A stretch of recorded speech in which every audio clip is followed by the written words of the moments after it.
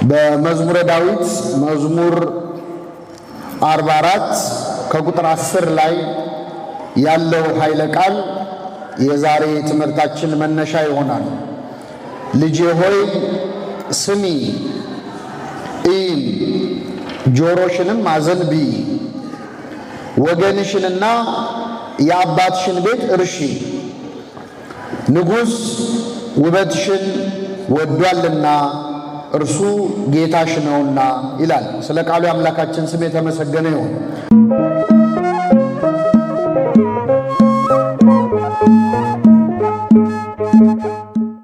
በመዝሙረ ዳዊት መዝሙር 44 ላይ ነቢየ እግዚአብሔር ዳዊት ከዘመራቸው መዝሙሮች መካከል የንጉሥ ሰርግ መዝሙር ተብሎ የሚጠራ ቤተክርስቲያናችን በቅዳሴዋ መካከል ከ14ቱ ቅዳሴያት አንዱ በሆነው በቅዳሴ ማርያም መግቢያ ላይ አባታችን አባ ሕርያቆስ በተናገረው ወስአ ልቤ ቃለ ሰናየ፣ ልቤ መልካም ነገርን አፈለቀ በሚለው ቃል የሚጀምረው መዝሙረ ዳዊት መዝሙር 44 ላይ የሚገኝ ቃል ነው አሁን ያነበብነው። እስቲ ከኔ ጋር በሉ፣ ልጄ ሆይ ስሚ፣ ጆሮሽንም አዘንቢ፣ ወገንሽንና የአባትሽን ቤት እርሺ፣ ንጉሥ ውበትሽን ወዷልና። ነቢየ እግዚአብሔር ዳዊት ከዘመራቸው በጣም በርካታ መዝሙራት መካከል አንዱ ለሙሽሮች የዘመረው 44ኛው መዝሙር ነው። ይህ መዝሙር ሲጀምር ምዕመናን ንጉሥ ዳዊት ልቤ መልካም ነገርን አፈለቀ፣ እኔም ስራዬን ለንጉሥ እናገራለሁ እያለ ባልና ሚስትን ያወድሳል፣ ያሞግሳል። መዝሙሩ ሲጀምር ውበትህ ከሰው ልጆች ሁሉ ይልቅ ያምራል፣ ሞገስ በከንፈሮች ፈሰሰ እያለ አስቀድሞ ሙሽራውን ያሞግሰዋል። ከዚህ አስከትሎ ደግሞ የወርቅ ልብስ ተጎናጽፋ ንግሥቲቱ በቀኝህ ምን ትላለች? ትቆማለች ብሎ ሙሽራይቱ ደግሞ አጊጣ ተውባ ከባሏ በስተቀኝ እንደምትቆም ይናገርና ሙሽራይቱን ወደ መምከር ይመጣል። ምን ይላታል? ልጄ ሆይ ስሚ፣ ጆሮሽንም ምን በይ አዘንቢ፣ ወገንሽንና የአባትሽን ቤት እርሺ፣ ንጉሥ ውበትሽን ወዷልና እርሱ ጌታሽ ነውና በማለት ሙሽራ ለሆኑ ሁሉ፣ ሚስቶች ለሆኑ ሁሉ የሚጠቅም ትልቅ ምክር ነቢየ እግዚአብሔር ዳዊት ይናገራል። እንግዲህ ጋብቻ መስራቹ ልዑለ ባሕርይ እግዚአብሔር ነው። የጋብቻ መስራች እግዚአብሔር ነው። ባልና ሚስትን አንድ የሚያደርግ የሚያከብር ራሱ ልዑል እግዚአብሔር ነው። ለሚስት ከሚሰጡ ምክሮች አንዱ በተለይ ሚስቶች አሁን የምናገረውን በደንብ ስሙ። ከኔ ጋር ናችሁ? ልጄ ሆይ ስሚ ይላል። እስኪ በሉ፣ ልጄ ሆይ ምን በይ አለ። ሚስት ባሏን ምን ማድረግ አለባት? መስማት አለባት። መስማት ብቻ አይደለም ማየት አለባት። ብዙ ጊዜ ሚስቶች ባሎቻቸው ሲናገሩ ይሰማሉ፣ ግን አያዩ። ዕቃ እያጠቡ ባላቸውን የሚያናግሩ ሚስቶች አሉ። ሌላ ስራ እየሰሩ ልክ ሬዲዮ የከፈቱ ይመስል አንተ ተናገር እኔ እሰማሃለሁ፣ ሴት ነኝ እኮ ከአንድ በላይ ስራ መስራት እችላለሁ የሚሉ ሴቶች አሉ። ነቢየ እግዚአብሔር ዳዊት ግን ልጄ ሆይ ስሚ ብቻ አይደለም ምን በይ እያየሽ አናግሪው ባልሽን፣ ጆሮሽንም አዘንቢ፣ በሙሉ ትኩረት አዳምጪው፣ ወገንሽንና የአባትሽን ቤት ምን በይ እርሺ። ትዳር ማለት ወገንንና የአባትን ቤት መርሳት ነው። የአባትን ቤት መርሳት ነው። ይሄ ለሚስት ብቻ የተነገረ አይደለም።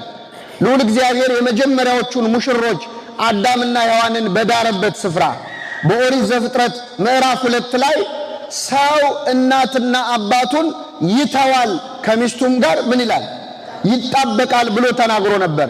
ሰው ብሎ ባልን ነው። ተመልከቱ፣ እናትና አባቱን ይተዋል ብሎ ነበር። ወንድ ብቻ ግን አይደለም፣ ሴትም ይህ ኃላፊነት አለባት። ነቢየ እግዚአብሔር ዳዊት ተቀበልና ልጄ ሆይ ስሚ፣ ጆሮሽንም አዘንቢ ወገንሽንና የአባትሽን ቤት ምን በያል እርሺ። ርሲ ሕዝበኪ ወቤተ አቡኪ የአባትሽን ቤት ወገንሽን እርሺ፣ ንጉሥ ውበትሽን ወዷልና።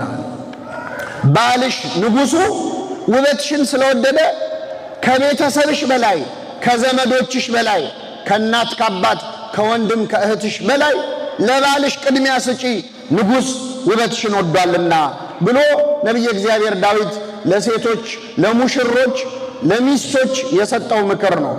ልጄ ሆይ ስሚም ጆሮሽንም አዘንቢ፣ ንጉሥ ውበትሽን ወዷልና። በዚህ ደግሞ ለተጋቡ ለሚያገቡ ሰዎች ሁሉ ትልቅ ምክር ሰጠ። ከኔ ጋር ናችሁ ምዕመናን? ባል ንጉሥ ነው። እስቲ ሴቶች መልሱልኝ፣ ባል ምንድን ነው? እሺ ወንዶች መልሱ፣ ግድ የላችሁ። ባል ምንድን ነው? ባል ንጉሥ ነው። ሚስት ምንድን ናት? ንግሥት አይደለችም። በጣም ይቅርታ። ባል ንጉሥ ነው፣ ሚስት ግን ንግሥት አይደለችም። ልባም ሴት ለባሏ ምንድነች ነው የሚለው? ዘውድ ነች። ንጉሥ የሚሆነው ምን ሲደፋ ነው? ዘውድ ሲደፋ ነው። ያለ ዘውዱ ንጉሥ ተብሎ ሊጠራ አይችልም። ስለዚህ ልጄ ሆይ ስሚም ጆሮሽን አዘንቢ፣ ወገንሽንና የአባትሽን ቤት እርሺ፣ ንጉሥ ባልሽ ውበትሽን ወዷልና እርሱ ጌታሽ ነው ይላል። ባሎች ጌቶች ናቸው። ባል ጌታ ነው ሲባል ሚስት ባሪያ ናት ማለት አይደለም። በተለይ በዚህ ፌሚኒስት በሆነ ዓለም ላይ ሆነን ስንሰማው የጥቅስ በጣም ያስቸግራል። ፖለቲካሊ ኮሬክት አይመስልም። ባል ጌታ ነው፣ ባል ንጉሥ ነው ሲባል ሚስት አገልጋይ ናት ማለት አይደለም። ሚስት ረዳት ናት ሲባል የባል ተወራጅ ናት ማለት አይደለም። አዎ ሚስት ለባሏ ረዳት ናት። ነገር ግን ራሱ ዳዊት በሌላ ቦታ እግዚአብሔር ረዳቴ ነው ብሏል። እግዚአብሔር ምኔ ነው? ረዳቴ ነው። እግዚአብሔር ረዳቴ ነው ሲል እግዚአብሔር ከኔ በታች ነው ማለቱ አይደለም። ሚስት ለባሏ ረዳት ናት ሲባልም እንደዚያ ነው። ጌታሽ ነው ሲባል አንቺ አገልጋይ ሆነሽ ማለት ብቻ አይደለም። በውስጡ መጽሐፍ ቅዱስ ሙሉ መጽሐፍ ነው። ባልን ራስ ይላል፣ ሚስትን አካል ይላል። ራስ አንገት ከተቆረጠ ሊኖር ይችላል? አይችልም። ሚስትም ከሌለች ባል ሊሆን አይችልም። ዘውድ ከሌለ ንጉሥ ሊሆን አይችልም። ይህንን ይዘን ብቻ ስለ ጋብቻ በዚህ ቃል ብዙ ልንማርበት እንችላለን። ግን ዛሬ ሰርግ ላይ አይደለም ያለነው፣ ሌላ ምክንያት አለን። ነቢየ እግዚአብሔር ዳዊት ምን አለ? ልጄ ሆይ ስሚም ጆሮሽንም አዘንቢ፣ ወገንሽንና የአባትሽን ቤት እርሺ። ንጉሥ ዳዊት በዚህ በሰርግ መዝሙር ላይ ነቢይ እንደመሆኑ ነቢያት ኃላፊያቱንና መጻያቱን ከነሱ ቀድሞ ያሉትንና ከነሱ በኋላ የሚመጡትን በመንፈስ ቅዱስ መነጽር ሆነው ይመለከታሉ። ስለዚህ ዳዊት ልጄ ሆይ እያለ እያናገረ ያለው አንዲትን ሙሽራ ብቻ አልነበረም። ከዳዊት አብራክ የምትወለድ ከዳዊት ዘር የምትገኝ እሱ በአካል ባያያትም በመንፈስ ትንቢት የሚያያት እግዚአብሔር ከሩቅ ያሳየው ልጁ እናታችን እመቤታችን ቅድስት ድንግል ማርያም ናት። ዳዊት በዚህ መዝሙሩ እያናገረ ያለው የሁላችንን እናት እመቤታችንን ቅድስት ድንግል ማርያምን ነው። ልጄ ሆይ ስሚ አላት። እመቤታችን ወለተ ዳዊት ነች፣ የዳዊት ልጁ ነች። በዘር በአባቷ ከዳዊት ወገን ነች፣ በእናቷ ከሊቀ ካህናቱ ከአሮን ወገን ናት እመቤታችን። ስለዚህ ዳዊት ገና ያልተወለደችው ልጁን ነው እያናገረ ያለው። ልጄ ሆይ ስሚ ኢም ጆሮሽንም ምን በይ አዘንቢ፣ ወገንሽና የአባትሽን ቤት እርሺ እያለ ይለምናታል። በእውነት እመቤታችን ክብር ምስጋና ይድረሳል። ገና ሳትወለድ መዝሙር የሚዘመርላት ነች እመቤታችን። ገና እኮ አልተወለደችም። እንኳን እሷ እናትና አባቷ ሐናና ኢያቄምም አልተወለዱ። ዳዊት ከ1000 ዓመት በፊት ቀድሞ ልጄ እያለ ይጠራታል። የዳዊት ልጅ ሰሎሞን ደግሞ እህቴ ሙሽራ እያለ ይጠራታል። እመቤታችን ነገስታቱ ሳይቀር እባክሽ ስሚኝ እያሉ የሚዘምሩላት ነች። በ15 ዓመቷ አምላክን በማህፀኗ ለመያዝ የተመረጠች መላእክት መጥተው በፊቷ የዘመሩላት ሰማያዊ ምስጋና የሰማች ስለሆነች ዳዊት ከሩቅ አይቶ ጠራት እመቤታችንን። ልጄ ሆይ ስሚ ኢም ጆሮሽንም ምን በይ አዘንቢ፣ ወገንሽንና የአባትሽን ቤት ምን በይ እርሺ። እመቤታችን ወገንሽንና የአባትሽን ቤት እርሺ የተባለችው ስለ ሁለት ምክንያት ነው። የመጀመሪያው ምዕመናን ወገንሽንና የአባትሽን ቤት እርሺ የተባለችው በአጠቃላይ የሰው ልጅ የተባለ የአዳምና የሔዋን ዘር የሆነ ሁሉ እርሷን እንድትረሳው የታዘዘ ትእዛዝ ነው። በእውነት እመቤታችን ቅድስት ድንግል ማርያም በአዳም ላይ በሔዋን ላይ በአጠቃላይ በሰው ዘር ላይ የወረደው ኃጢአት የወረደው መርገም በድንግል ማርያም ላይ አልደረሰም። ወገንሽንና የአባትሽን ቤት ምን በይ እርሺ። በአባትሽ በአዳም ላይ በእናትሽ በሔዋን ላይ የወረደው እርግማን ባንቺ አይደርስምና ወገንሽንና የአባትሽን ቤት እርሺ። ድንግል ማርያም ምእመናን በተረገመ ዓለም ላይ የተገኘች ቅድስት ናት። ዓለም ሁሉ ተረግሞ ሳለ ቅድስት ሆና የተገኘች፣ ዓለም ሁሉ ረክሶ ሳለ ንጽሕት ሆና የተገኘች። ታስታውሳላችሁ? አዳምና ሔዋን ከገነት ዕፀ በለስ በልተው ከወጡ በኋላ እግዚአብሔር ከተራገመው እርግማን እኔ በጣም የሚገርመኝ አንድ እርግማን አለ። አዳምን ምን አለው? ምድር ካንተ የተነሳ የተረገመች ትሆናለች አለ። ምድር ካንተ የተነሳ ምን ትሆናለች? የተረገመች። ምድር እሾህና አሜከላን ታበቅልብሃለች አለ። አዳም ተረገመ። ስለዚህ እቺ አሁን የቆምንባት የምንንቀሳቀስባት መሬት በአዳምና በሔዋን ኃጢአት ምክንያት ምን ያለች ሆነች? የተረገመች ሆነች። ይህ አይደለም የሚገርማችሁ፣ ኦሪት ዘጸአት ምዕራፍ 3 ላይ ስትሄዱ ይህንን እርግማን የተራገመው እግዚአብሔር ምድር ካንተ የተነሳ የተረገመች ናት ያለው እግዚአብሔር ሌላ ቃል ሲናገር ታገኙታላችሁ። ኦሪት ዘጸአት ምዕራፍ 3 ላይ ሙሴ በሲና ተራራ ላይ አንዲት ዛፍ አየ። በዛፏ ላይ እሳት ነዶባታል። እሳቱ ግን ዛፏን አላቃጠላትም፣ ዛፏ ደግሞ እሳቱን አላጠፋችው። ሙሴ ይህን ሲያይ በጣም ገረመው። እንዴት ነው ዛፍ ላይ እሳት ነዶ ዛፉ ላይ ይቃጠል የሚችለው? ዛፉ ደግሞ እንዴት እሳቱን ላያጠፋው ይችላል? ይህንንማ ማየት አለብኝ ብሎ ወደ ዛፉ አቅጣጫ ተጠጋ። ወደ ዛፉ ሲጠጋ ታላቅ ድምፅ ሙሴን አስቆመው። ሙሴ ሙሴ ሆይ ወደዚህ አትቅረብ፣ የቆምክባት ምድር የተቀደሰች ናትና ጫማህን ከእግርህ ምን በል አውልቅ። የቆምክባት ምድር ምን ያለች ነች? የተቀደሰች ነች። ቅድም ምን አልኳችሁ? እግዚአብሔር ለአዳም ምን አለው? ምድር ካንተ የተነሳ ምን ያለች ትሆናለች? የተረገመች። አሁን ግን ምን አለው ለሙሴ? የቆምክባት ምድር ምን ያለች ነች? የተቀደሰች። ታዲያ ምድር ተቀድሳለች ወይስ ተረግማለች? ተቀድሳለች፣ ተረግማለች። ሙሴ የቆመባት ምድር የተቀደሰች ነች ወይስ የተረገመች? የተቀደሰች ነች። አጠቃላይ ምድር ግን ምን ብላለች? ተረግማለች። በተረገመ ዓለም ላይ የተቀደሰች መሬት እናታችን እመቤታችን ቅድስት ድንግል ማርያም። ዓለም ሁሉ ሲረገም፣ ዓለም ሁሉ በኃጢአት ሲረክስ፣ ኃጢአት ያልተገኘባት፣ መርገም ያልተገኘባት፣ መርገመ ሥጋ መርገመ ነፍስ የሌለባት፣ በረከተ ሥጋ በረከተ ነፍስ የምታድል በተረገመው ዓለም ላይ የተገኘች ቅድስት ወላዲት አምላክ ነች። ስለዚህ ዳዊት ዘመረላት፣ ወገንሽንና የአባትሽን ቤት ምን በይ እርሺ አላት። ሁለተኛ ወገንሽንና የአባትሽን ቤት እርሺ ያለበት ምክንያት ምእመናን በዛሬው ዕለት የምናከብረው በዓል ነው መነሻው። እናታችን እመቤታችን ቅድስት ድንግል ማርያም እንደምታውቁት የስዕለት ልጅ ናት። እናቷ ሐናና አባቷ ኢያቄም መካኖች ነበሩ፣ ልጅ አልነበራቸው። እንግዲህ መጽሐፍ ቅዱስ ላይ ብዙዎቹ ቅዱሳን የተገኙት ከመካኖች ነው፣ መውለድ ካልቻሉ ሰዎች ነው። በአጠቃላይ መጽሐፍ ቅዱስን ስታነቡ 7 መካኖች ተጽፈው ታገኛላችሁ። ስንት? 7። ከ7ቱ 6ቱ ወልደዋል። አንዷ ሜልኮል የምትባል ሴት ናት ያልወለደችው። እሷም ዳዊት በታቦት ፊት ሲዘምር ስለቀለደችበት በመቅሰፍት ምክንያት ስለሆነ አልወለደችም።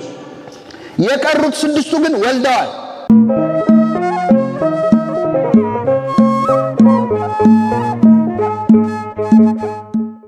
ዘጠና ዓመት ሆናቸው ሁሉ ወልደዋል። እኛ ለማጽናናት ብለን አትወልዱም፣ ባትወልዱ ምንም የለውም ችግር የለውም የሚል ትምህርት አታስተምርም ቤተክርስቲያናችን።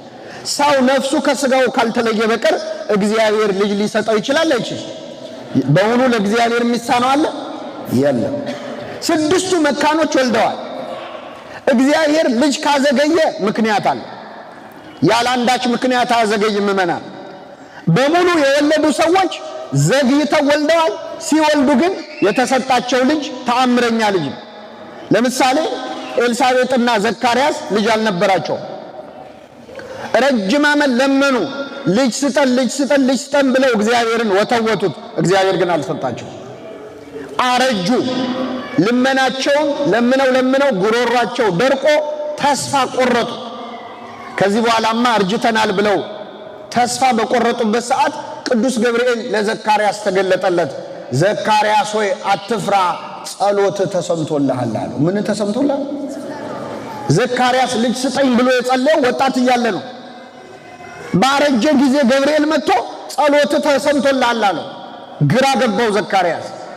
መቼ የጸለይኩት ጸሎት ነው ብሎ ጸሎቱን ረስቶታል። እሱ ቢረሳውም ግን ማን አረሳው? እግዚአብሔር። አሁን እግዚአብሔር ምን ቸገረው? እስቲ ምመናል ዘካርያስና ኤልሳቤጥ በወጣትነታቸው የልጅ ያለ ሲሉ ለምን ልጅ አልሰጣቸውም? ለምን አዘገየው? እስከ እርጅና ድረስ ለምን ጠበቀ? እንደው ሮጠው ልጆቻቸውን ማሳደግ በሚችሉበት ከልጅ ጋር መጫወት በሚችሉበት እድሜ መስጠት ሲችል እንላለን እኮ አንዳንዴ በእግዚአብሔር ሥራ ገብቶ ካላጣው ነገር ምን ነው ቀደም ቢያረገው? እግዚአብሔር ነገርን ሁሉ በጊዜው ውብ አድርጎ ሰራው ይላል። የእግዚአብሔር ጊዜ ከሰው ጊዜ ይሻላል አይሻል? ኤልሳቤጥና ዘካርያስ ምመናን ልጅ ቢያገኙ ኖሮ በወጣትነታቸው ደስተኛ የሆኑ ነበር፣ ምንም ጥርጥር የለው። ነገር ግን የሚወልዱት ልጅ መጥምቁ ዮሐንስ ሊሆን አይችልም ነበር። ልጃቸው መጥምቁ ዮሐንስ እንዲሆን ጌታ ከመወለዱ ከ6 ወር በፊት ነው መወለድ ያለበት። ስለዚህ ዮሐንስን የመሰለ ልጅ ማግኘት ከፈለጉ የግድ መታገስ አለባቸው። የለባቸው አለባ አንድ ልጅ አይደለም የሰጣቸው። ዮሐንስ መጥምቅ ስንት ልጅ ነው እግዚአብሔር ያሳያቸው? ሰማዕት ነው፣ ጻድቅ ነው፣ ሐዋርያ ነው፣ ነቢይ ነው። ምን ይቀራል?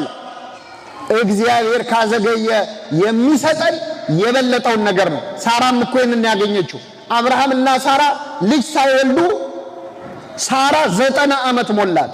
ስንት ዓመት? 90 ዓመት። እንደውም ሳራ መታገስ አቅቷት ከገረዷ እንዲወልድ ገፋፋችው። በቃ ከገረዴ ወለድ ብላ አጋር ከተባለችው ከአገልጋዩ አብርሃም ልጅ ወለደ።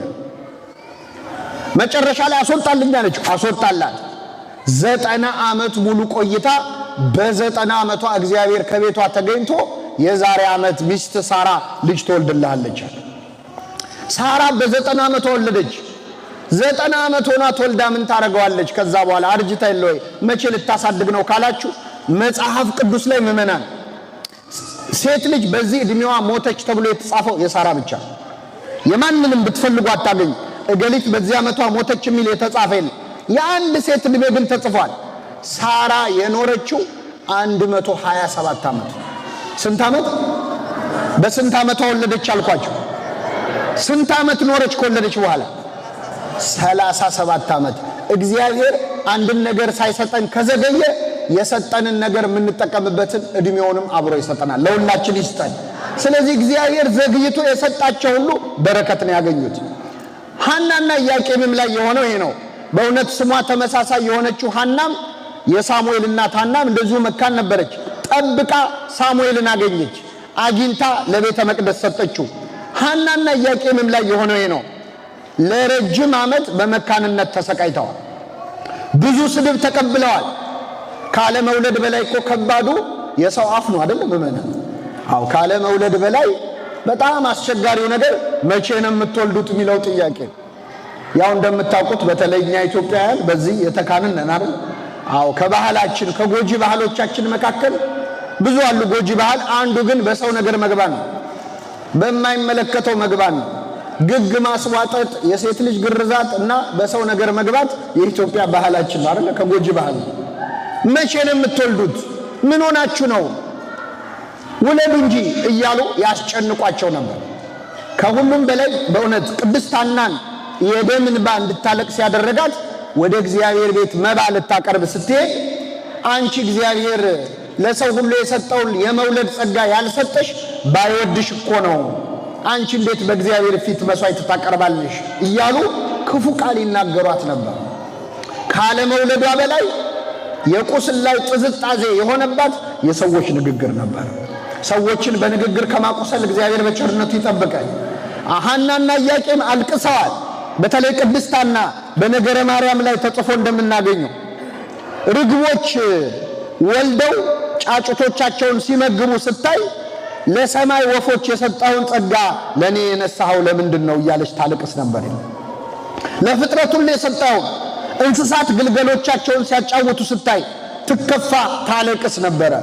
ከሰው ጊዜ የማን ጊዜ ይሻላል? የእግዚአብሔር ጊዜ ይሻላል። ሐናና ኢያቄም ታግሰው በመጠበቃቸው ለዓለም ሁሉ መድኃኒት የሆነውን መድኃኒታችን ኢየሱስ ክርስቶስን የወለደች ቅድስተ ቅዱሳን ድንግል ማርያምን ሰጣቸው።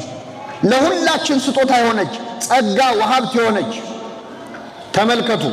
ሰውና መላእክትን ሰማይንና ምድርን ነፍስና ስጋን ማስታረቅ የቻለች ቅድስተ ቅዱሳን ድንግል ማርያምን ሰጣቸው።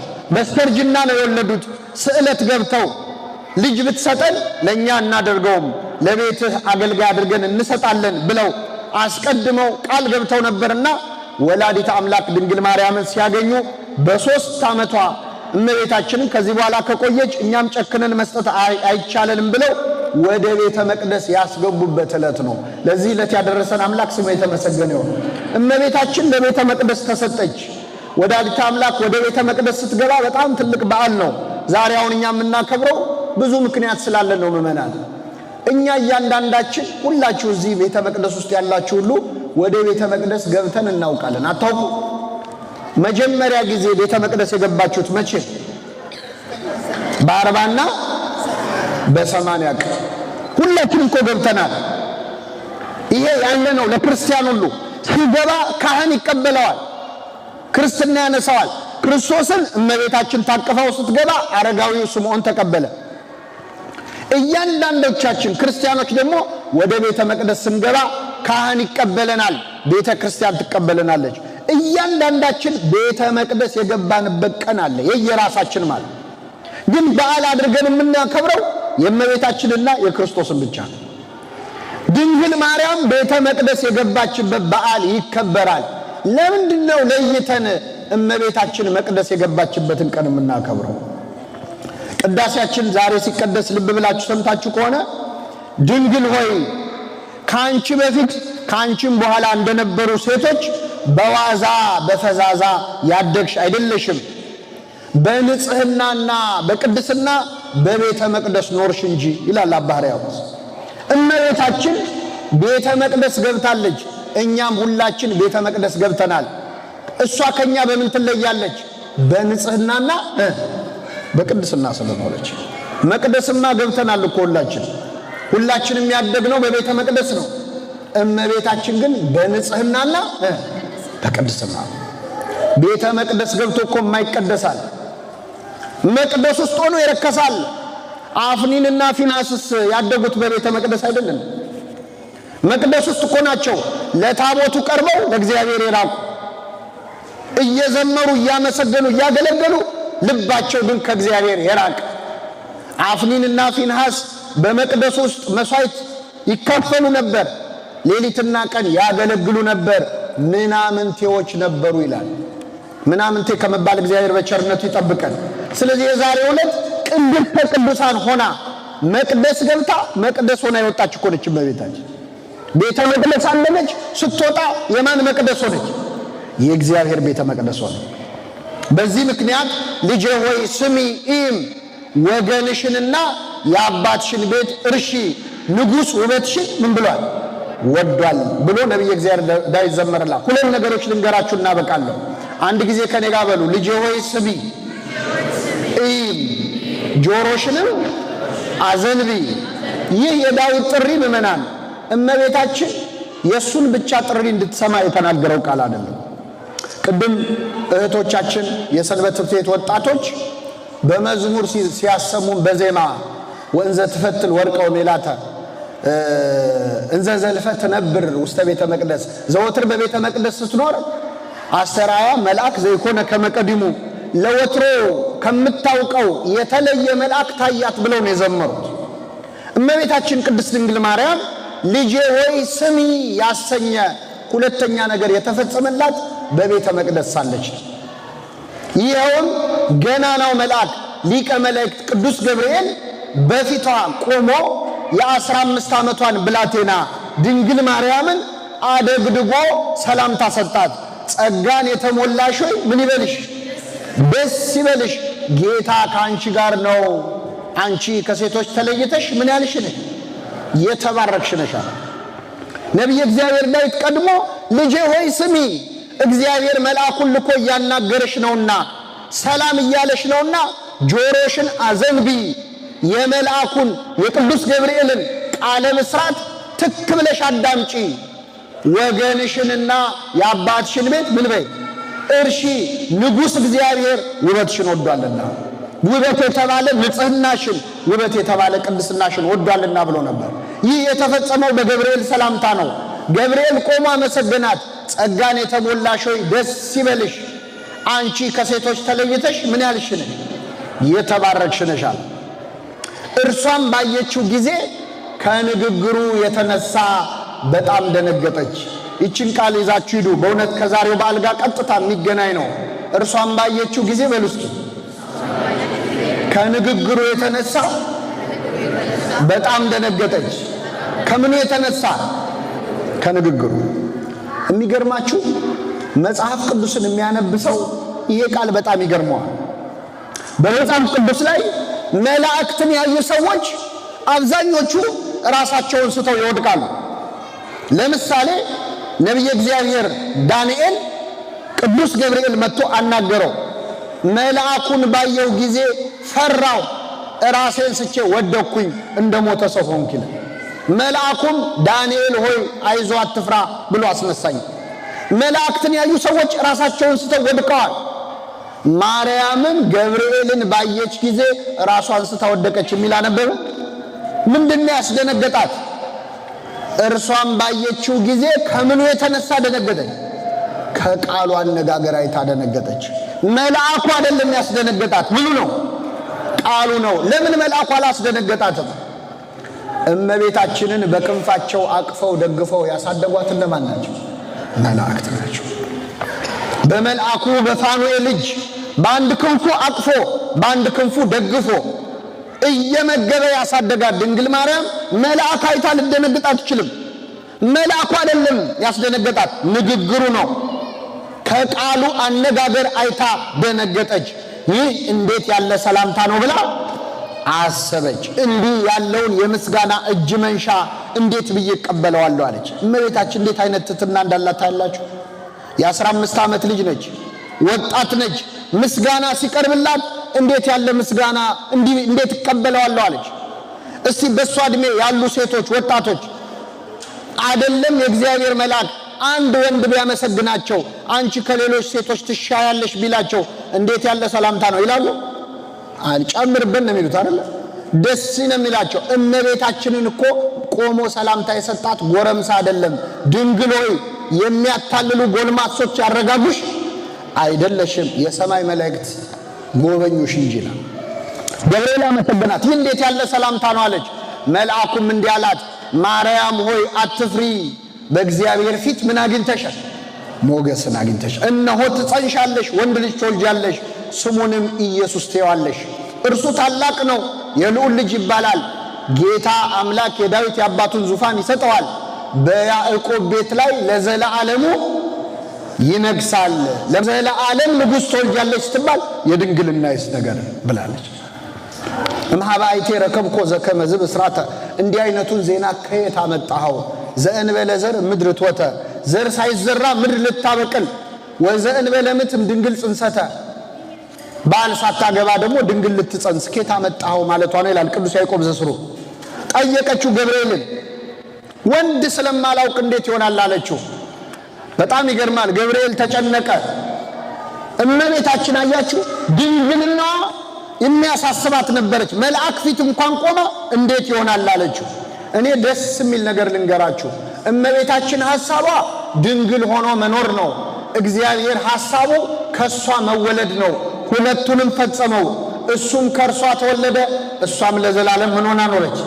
ክብር ምስጋና ይድረሳት እመቤታችን። እስቲ አመስግኗት ነው። እና ልጄ ሆይ ስሚ፣ ይህም ጆሮሽንም ወገንሽንና የአባትሽን ቤት እርሺ ንጉሥ እግዚአብሔር ውበትሽን ወዷልና የያዕቆብን ውበት የወደደ እግዚአብሔር ንጽህናሽን ቅድስናሽን ወዷልና ያለው ይሄንን ነው። የመጨረሻ ውበቷን የወደደበትን ልንገራችሁና አበቃለሁ። እመቤታችን ቅድስት ድንግል ማርያም በእግዚአብሔር የተወደደ ውበት አላት። በማን የተወደደ? በሰው አይደለም። በሰው ፊት የሚወደድ ውበት አለ።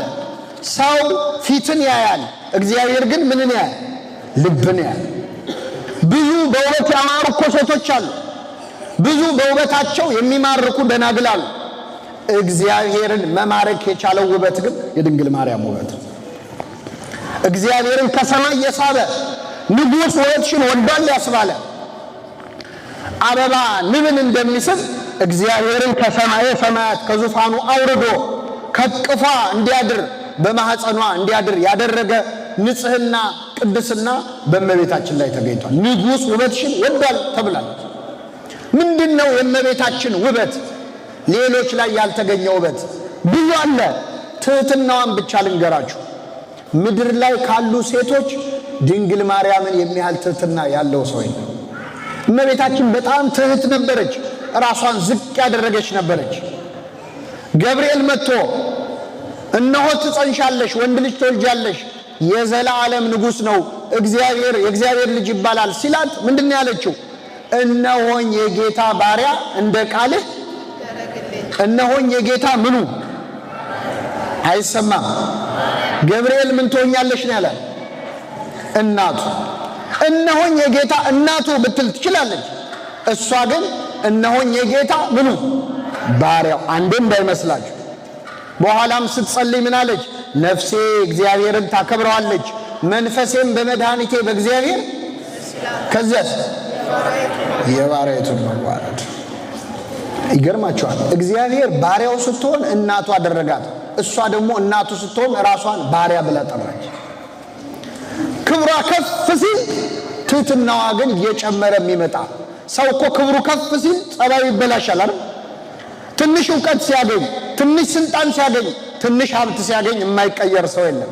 ወላዲተ አምላክ ለማንም የማይሰጥ ክብር ተሰጥቶሻል፣ ሰማይና ምድርን በእጁ የያዘውን ትይዣለሽ፣ በማህፀንሽ ያድራል ስትባል እግዚአብሔርን በማህፀኗ ይዛ ያልተለወጠ ትህትና ነበራት። ገብርኤል ካበሰራት በኋላ ያደረገችውን ልንገራችሁ። ማርያምም በዚያ ወራት ተነስታ ወደ ተራራማው ወደ ኤፍራታ ከተማ ፈጥና ወጣች። ወደ ዘካርያስ ቤት ገብታ ኤልሳቤጥን ተሳለመቻት ይላል። አምላክን በማህፀኗ ይዛ ዘመድ ለመጠየቅ ወጣች። አምላክን በማህፀኗ ይዛ ተመልከቱ። የሰማይና የምድርን ፈጣሪ በሆዷ ይዛ የመጥምቁ ዮሐንስን እናት ኤልሳቤጥን ልትጠይቅ ሄደች። እርሷ ጋር ያለው ደስታ እኮ ይበልጣል። የኤልሳቤጥ ደስታ ትንሽ ነው። የኤልሳቤጥን ደስታ ሳትንቅ ወላዲተ አምላክ አምላክን በማህፀኗ ይዛ ወደ ኤልሳቤጥ መጣች። እንዴት ያለ ትህትና ነው! እግዚአብሔር ያሳያችሁ። እመቤታችን 130 ኪሎ ሜትር ነው በእግሯ የተጓዘችው። ስንት ኪሎ ሜትር? 130 ኪሎ ሜትር ብቻዋን፣ ያለ አጃቢ ብቻዋን ወደ ኤልሳቤጥ ቤት መጣች። ኤልሳቤጥንም ተሳለመቻት ይላል። ይሄ የድንግል ማርያም ምን ያህል ትሁት እንደሆነች ነው የሚያሳይ። አንዲት ሴት አይደለም በሆዷ አምላክን ጸንሳ ይቅርና ልጅሽ ጠቅላይ ሚኒስቴር ሆኗል ብትባል ዘመድ ትጠይቃለች? እንደውም እስከዛሬ የጠየቀችው ይቆጫታል አይደል? ለዚህ ቀን እንደሚደርስ ባቅ ኖሮ ግሬን አላበላሽም ነው። እመቤታችን ግን ፈጥና ወጣች። ፈጣን ደመና ስለሆነች ወደ ኤልሳቤጥ ቤት ገብታ ኤልሳቤጥን ተሳለመቻት ይላል። ኤልሳቤጥም የማርያምን ሰላምታ በሰማች ጊዜ መንፈስ ቅዱስ ሞላባት። እመቤታችን ወደ ሁላችን ቤት ትምጣለን። እሷ ስትሞላ በቤቱ ምን ይሞላል? መንፈስ ቅዱስ። አያችሁ፣ እዚህ ያሉ ብፁዕ አባታችን እጃቸውን ጭነው መንፈስ ቅዱስ ይሞላል። እዚህ የምታዩቸው ቀሳውስት ካህናት ሜሮን ቀብተው መንፈስ ቅዱስ ይሞላሉ።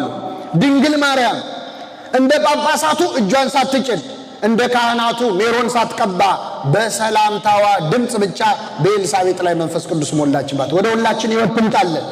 በሰላምታዋ ብቻ እንዴት ዋላችሁ ብላ እንዴት አመሻችሁ ብላ ተመልከቱ።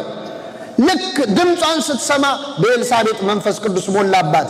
በታላቅ ድምጽ ጮሃ እንዲህ አለች፣ አንቺ ከሴቶች ተለይተሽ ምን ያልሽ የማህፀንሽን ፍሬ ሰው መንፈስ ቅዱስ ሲሞላበት ድንግል ማርያም እንደሚያመሰግን አንቺ የተባረክሽ ነሽ የማህፀንሽ ፍሬ የተባረከ ነው። ቅድም ገብርኤል መጥቶ አንቺ የተባረክሽ ነሽ ብሏን ነበር።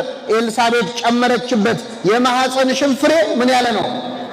ተመልከቱ። የድንግል ማርያም መዝሙር እየጨመረ መጣ። ገብርኤል ጀመረው፣ ኤልሳቤጥ ቀጠለችው። ድንግል ማርያም ደግሞ በአንዱ መልአክ በገብርኤል በአንዷ ሴት በኤልሳቤጥ ብቻ ተመስግኛ አልቀርም፣ እነሆ ከዛሬ ጀምሮ ትውልድ ሁሉ ምን ይሉኛል? ብፅዕት ይሉኛል፣ ያመሰግኑኛል አለች። እመቤታችንን እንደምናመሰግናት ከሩቆን አይታ ነው። ትውልድ ሁሉ ምን ይሉኛል? ይበሉኛል አለችም፣ ይሉኛል ነው ያለችው። ደስ የሚል ነገር ልንገራችሁ። ዛሬ ይህን ቤተ መቅደስ ሞልተን እልል እያልን ስንዘምር እመቤታችን ኤልሳቤጥ ቤት ቆማ አይታናለች። ምእመናን አይታናለች እንደዘመርን። እስቲ እንደው ድንግል ማርያም የምታየው እልልታ እስቲ እልል በሉ። እሷ የምታየው እልልታ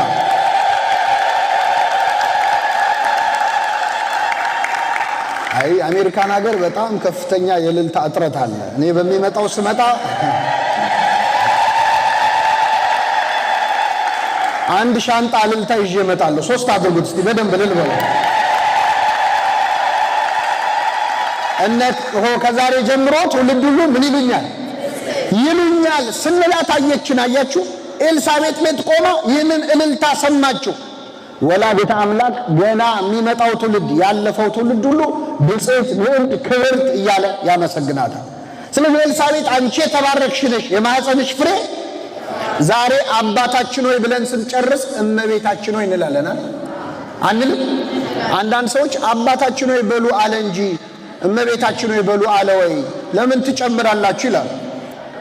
በጣም የሚያስቀው እንደዚህ ብለው የሚተቹን ሰዎች እኛን ለምን እመቤታችን ሆይ አላችሁ ብለው ይከራከራሉ እንጂ እነሱ ግን አባታችን ሆይ ሲሉ ሰምተናቸዋል። እግዚአብሔር አባታችን ሆይ ለማለት ያብቃችሁ። አባታችን ሆይንም የምትለው የኛ ቤተ ክርስቲያን ነች። በእውነት ግን ክርስቶስ አባታችን ሆይ በሉ አለ እንጂ ከአባታችን ሆይ ውጪ ሌላ ነገር ትንፍሽ እንዳትሉ ብሎ አላለም። ከአባታችን ሆይ በኋላ ያለውን ጸሎት ኬታ መጣ ነው? ከራሳችን እኮ አይደለም። አባቶቻችን ድንግል ሆይ አንቺን ለማመስገን የኛ ምስጋና ይቅርብሻል፣ የኛ የኃጢአተኞቹ ውዳሴ ይቅርብሽ፣ በመልአኩ በገብርኤል ሰላምታ ምን እንልሻል? ምን ያደርግልሻል? የኛ ሰላምታ ገብርኤል ሰላም ባለሽ ሰላምታ፣ እግዚአብሔር ልኮት ሰላም ባለሽ ሰላምታ ሰላም እንልሻል። ተመልከቱ። ኤልሳቤጥ ይህንን አስተማረችን። እናትና ልጅን አብሮ ማመስገን ለካ ይቻላል። አንቺ የተባረክሽ ነሽ የማህፀንሽን ፍሬ የጌታዬ እናት ወደኔ ትመጣ ዘንድ እንዴት ይሆንልኛል አለች። የሰላምታሽ ድምፅ በጆሮ በገባ ጊዜ ጽንሱ በማህፀኔ በደስታ ዘለለ አለች። በዛሬው ዕለት እመቤታችን በቤተ መቅደስ የገባችበት ዕለት ነው።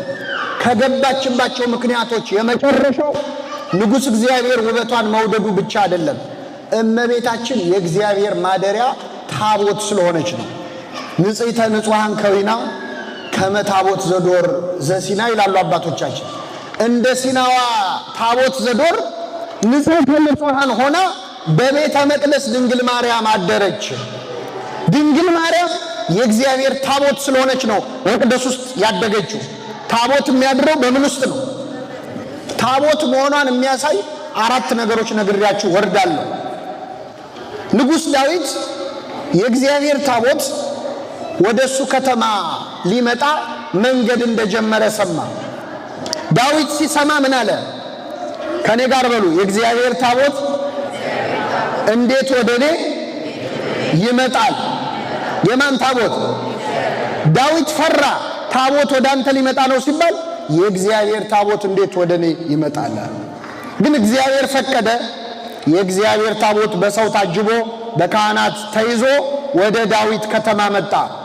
ዳዊት ታቦቱ ሊመጣ ነው ሲባል እንዳልፈራ ልክ ታቦቱን ሲያይ ደስታውን መቆጣጠር አልቻለም። በታቦቱ ፊት እየዘለለ መዘመር ጀመረ። እየዘለለ ሲጀምር እንደውም ሚስቱ ሜልኮል ናቀችው። ቅድም መካን ሆነች ያልኳችሁ። ዳዊት ግን በታቦቱ ፊት ዘለለ። ሁለተኛዬ ነው። ታቦቱ ሲመጣ ፈራ፣ ታቦቱን ሲያይ ዘለለ። ሶስተኛ የእግዚአብሔርን ታቦት ተሸክመው ካህናቱ ይዘው ሲሄዱ ድንገት በሬ ደነበረ። ደነበረና ሰው በሰው ላይ ሲጋፋ አንድ ኦዛ የተባለ ሰው አይኔ ያየማ ታቦቱ ሲወድቃ ላይም ብሎ ሄዶ የእግዚአብሔርን ታቦት በእጁ ያዘው። ታቦቱን ሲይዘው ወዲያውኑ ተቀሰፈ ይላል። የዛ ቦታ ስም የኦዛ ስብራት ተባለ። ሶስተኛው አራተኛው የእግዚአብሔር ታቦት በጌት ሰው በአቢዳራ ቤት 3 ወር ያልቆየች። ስንት ወር? እግዚአብሔር የአቢዳራን ቤት ባረከለት ይላል። 4 ቁም ነገሮች ነገርኳችሁ። ዳዊት ታቦት ወደሱ ሊመጣ ሲል እንዴት ታቦት ወደኔ ይመጣል አለ። ታቦቱን ሲያይ ግን በታቦቱ ፊት እየዘለለ ምን አለ? ዘመረ። ታቦቱን መንካት የሌለበት ኦዛ ነክቶ ተቀሰፈ። የእግዚአብሔር ታቦት በአቢዳራ ቤት ስንት ወር ቆየች? 3 ወር ቆየች። አሁን ታቦት ናት እያልን ያለ ነው። ማንን ነው? ምእመናን እመቤታችንን። በቤተ መቅደስ ያደገችው ምን ስለሆነች ነው? ታቦት ስለሆነች ነው። ዳዊት ታቦቱ ወዳንተ ሊመጣ ነው ሲባል ምን አለ? የእግዚአብሔር ታቦት እንዴት ወደኔ? ኤልሳቤጥ ድንግል ማርያም ወደሷ ስትመጣ ምን አለች? የጌታዬ እናት ወደኔ ትመጪ ዘንድ እንዴት ይሆንልኛል? አያችሁ፣ ለታቦት የተነገረው ቃል ለማን ተደገመ? ለእመቤታችን። ዳዊት እንዲህ ያለው ኤልሳቤጥ ደገመችው። ልክ ዳዊት ታቦቱን ሲያይ ምን አደረገ? በታቦቱ ፊት ምን እያለ ዘመረ? እየዘለለ የሰላምታሽ ድምፅ በጆሮዬ በገባ ጊዜ ጽንሱ በማህፀኔ በደስታ። ዳዊት በታቦት ፊት የዘለለው ዮሐንስ በድንግል ማርያም ፊት ደገመ። ዘለለ። 6 ወር የሞላው ጽንስ። እዚህ መሃል እናቶች አላችሁ። አንዲት ሴት ሆዷ ውስጥ 6 ወር የሞላው ሕፃን ይዛ ጽንሱ ሲዘል ታውቃለች? አታውቅም? ታውቃለች? አዎ። ምንድነው ታዲያ የምናደንቀው? ጽንሱ መዝለሉን ማንኛው ኃጢአተኛም ሴት ብትሆን ታውቃለች። ግን ጽንሱ በደስታ ይዝለል በሐዘን ይዝለል ታውቃለች? የትኛው አልትራሳውንድ ነው ዛሬ ልጅሽ ደስ ብሎታል የሚል ሐኪም ነው? ጽንሱ በማህፀኔ በምን ዘለለ? በደስታ ዘለለ። ሶስተኛው ኦዛ የእግዚአብሔርን ታቦት ስለነካ ተቀሰፈ። እመቤታችንም ሐዋርያት በገነዟት ጊዜ በተቀበረችበት ዕለት ታውፋንያ የተባለ ሰው መጥቶ ታቦቷን ሊጥል እጁን ሰደደ። ታውፋንያ ተቀሰፈ ይላል። ኦዛ ያደረገውን ታውፋንያ ደገመው ማለት። ሶስተኛው የእግዚአብሔር ታቦት በጌት ሰው በአቢዳራ ቤት ስንት ወር ቆየ አልኳችሁ? ማርያምን በዘካርያስና በኤልሳቤጥ ቤት ስንት ወር ቆየች? 3 ወር ቆየች። እመቤታችን ወደ ኤልሳቤጥ ቤት ስትመጣ ኤልሳቤጥ የስንት ወር ጽንስ ይዛ ነበር? የ6 ወር። ስንት ወር ቆየች እመቤታችን? ሲደመር ልክ 9 ወር ሲሆናት እመቤታችን ጥላት ሄደች። እንደው እንደ ክፉ የቤት ሰራተኛ እንደው መውለጃዋ ሲደርስ ምን ነው ጥላት ሄደች። በኦሪት ዘመን አንዲት ሴት አራስ በሆነችበት ጊዜ በወለደች ጊዜ ወደ ታቦቱ ትጠጋለች? አትጠጋም። መቅደስ ትገባለች? አትገባም። አሁን በሐዲስ ኪዳን ታቦት ናት ያልነው ማንን ነው? እንደ ታቦት በመቅደስ ያደገችው ማናት? ኤልሳቤጥ ቤት መጣች ታቦቷ። ኤልሳቤጥ መውለጃዋ ደረሰ። ኤልሳቤጥ ከቤቷ የትም ልትሄድ አትችልም። ስትወልድ ግን ከታቦት አጠገብ ልትገኝ አትችልም። ስለዚህ ታቦቷ ድንግል ማርያም ከኤልሳቤጥ ቤት ወጣች ማለት ነው። ወደ ኤልሳቤጥ ቤት የመጣች እመቤታችን ወደ ሁላችን ቤት ትምጣለን። ይቆየን። የሰማነውን በልቡናችን ያሳድርብን።